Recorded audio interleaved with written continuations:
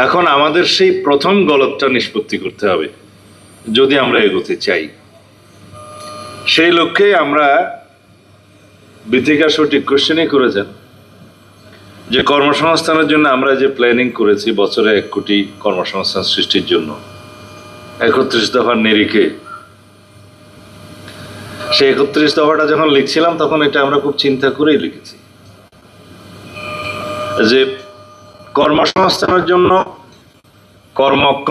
কর্মক্ষম হস্ত যদি আমরা তৈরি না করতে পারি, শিক্ষিত বেকার উৎপাদন ছাড়া দেশে আর কিছুই হবে না।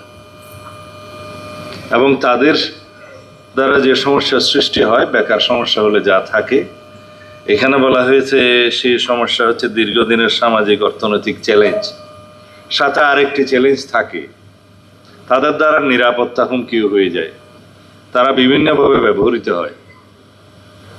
তো সেই জন্য সবাইকে গ্রাজুয়েশন করতে হবে কেন, সবাইকে মাস্টার ডিগ্রি অর্জন করতে হবে কেন, এটা নিষ্পত্তি করতে হবে আগে। তাহলে বিশ্ববিদ্যালয়ের ওই আবাসিক সমস্যাও কমবে এবং শিক্ষকতার যে গুণগত মান সেটাও বজায় রাখা যাবে এবং ছাত্রদের রিক্রুটমেন্টের সময় একটা গুণগত অবস্থা বজায় রাখা সক্ষম হবে।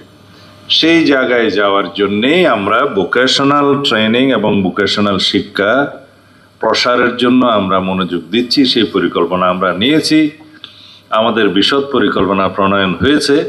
শুধু যদি জনগণ ম্যান্ডেট দেয় সরকারিভাবে সেটা বাস্তবায়নের জন্য, তারপরে কার্যকর পরিকল্পনা, কর্মসূচি, প্রজেক্ট ইত্যাদি নির্মাণের মধ্য দিয়ে সেটা বাস্তবায়ন করা হবে ইনশাআল্লাহ।